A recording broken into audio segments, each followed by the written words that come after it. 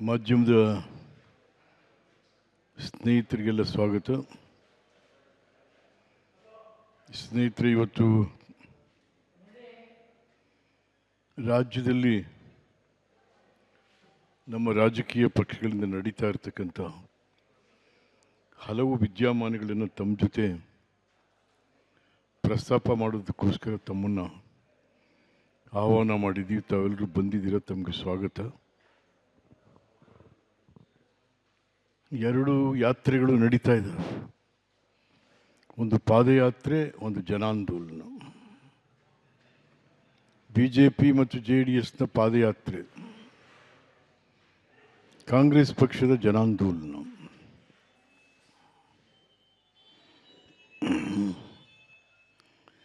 ಯಾರಿಗೋಸ್ಕರ ಮಾಡ್ತಾ ಇದ್ದಾರೆ ಇವರು ಒಂದು ಅರ್ಥ ಆಗ್ತಾ ಇಲ್ಲ. ಇದು ಪಾದಯಾತ್ರೆ, ಜನಾಂದೋಲನ ಈ ನಾಡಿನ ಜನರ ಹಿತಾಸಕ್ತಿ ಮಾಡ್ತಾರೆ. ಯಾತಕ್ಕೆ ಮಾಡ್ತಾ ಇದ್ದಾರೆ?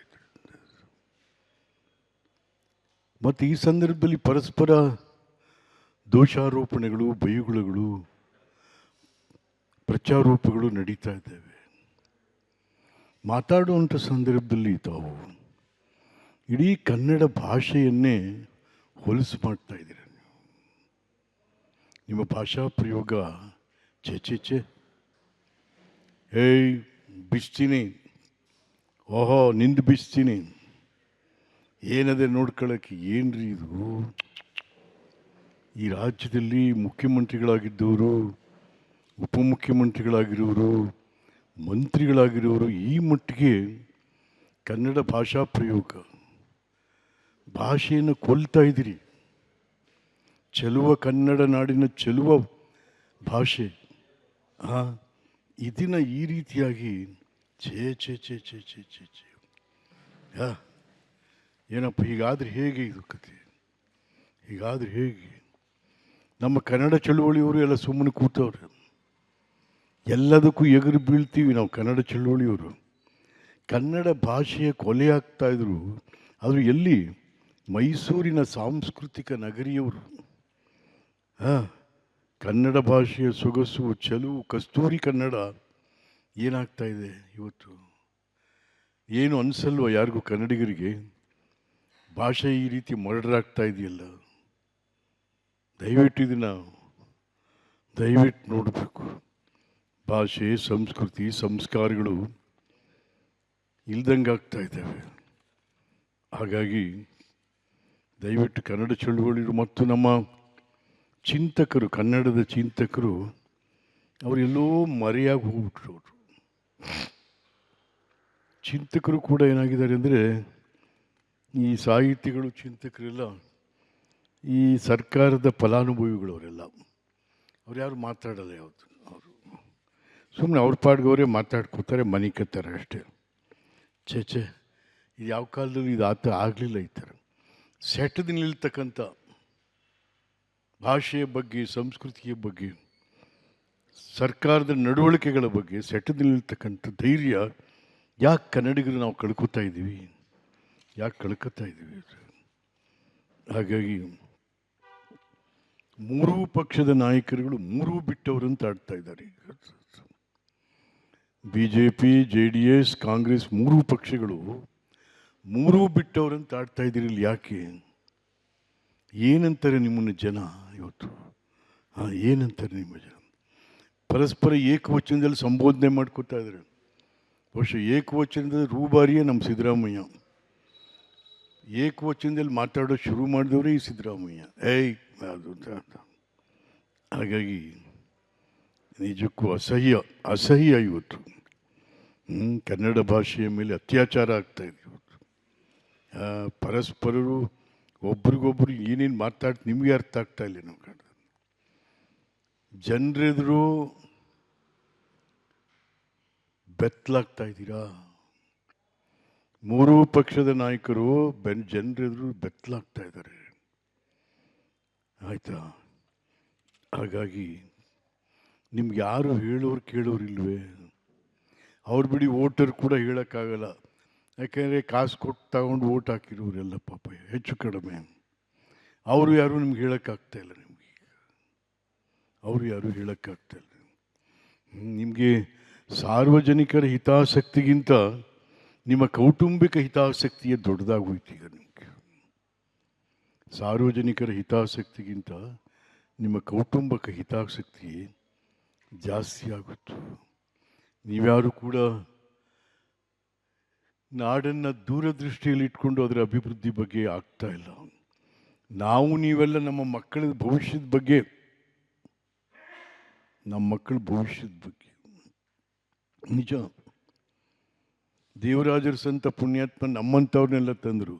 ನಾವ್ಯಾರನ್ನು ತರ್ತಾ ಇದ್ದೀವಿ? ನಮ್ಮ ಮಕ್ಕಳು ತರ್ತಾ ಇದ್ದೀವಿ. ಇದು ಸತ್ಯ. ಇದು ಯಾರನ್ನು ತರ್ತಾ ಇದ್ದೀವಿ? ಕುಮಾರಸ್ವಾಮಿಯವರು ಅವ್ರ ಮಕ್ಕಳು ತರಬೇಕು, ಯಡಿಯೂರಪ್ಪನವರು ಅವ್ರ ಮಕ್ಕಳು ತರಬೇಕು, ಸಿದ್ದರಾಮಯ್ಯ ಅವ್ರ ಮಗನ ತರಬೇಕು. ನಿಮಗೆ ನಾಡಿನ ಹಿತಾಸಕ್ತಿಗಿಂತ, ನಾಡಿನ ಅಭಿವೃದ್ಧಿಗಿಂತ, ನಾಡಿನ ಅಭಿವೃದ್ಧಿಯ ಭವಿಷ್ಯಕ್ಕಿಂತ ನಿಮ್ಮ ಮಕ್ಕಳ ಭವಿಷ್ಯದ ದೃಷ್ಟಿ ಜಾಸ್ತಿ ಆಗ್ತಾ ಇದೆ.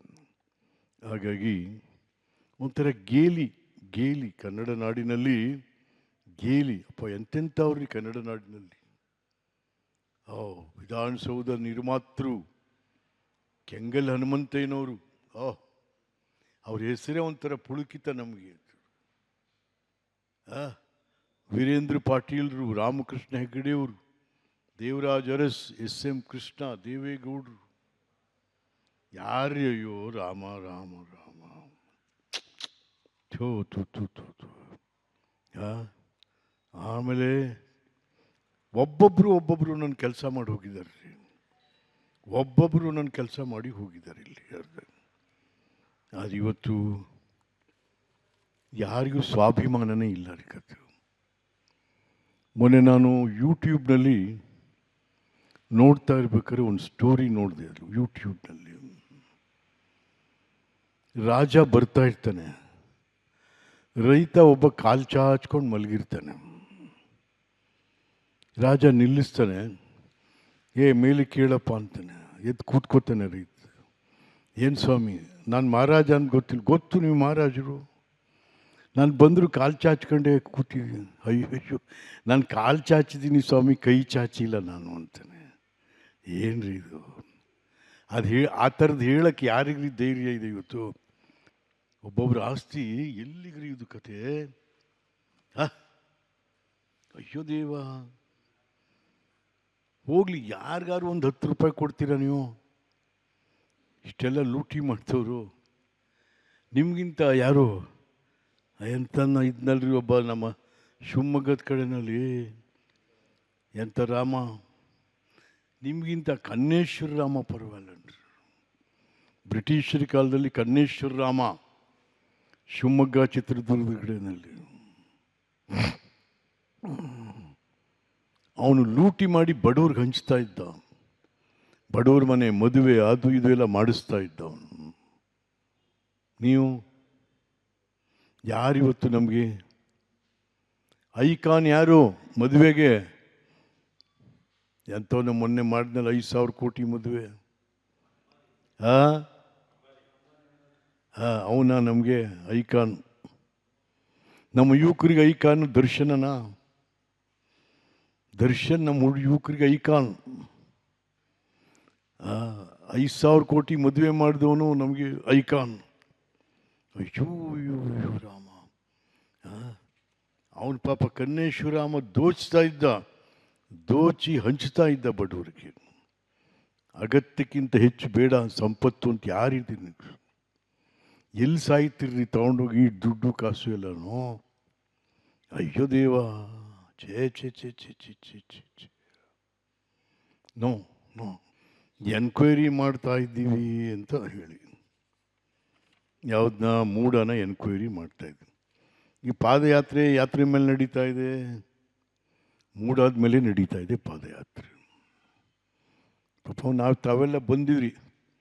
ಮೂಡ ಹೆಬ್ಬಾಗ್ಲೆಲ್ಲ ನಾವೆಲ್ಲ ಪ್ರೆಸ್ ಮೀಟ್ ಮಾಡ್ತು. ಅದಲ್ಲೇ ಬಿಚ್ಚಿದ್ವು ಏನೇನು ಅಂತಂತ ಹೇಳಿ.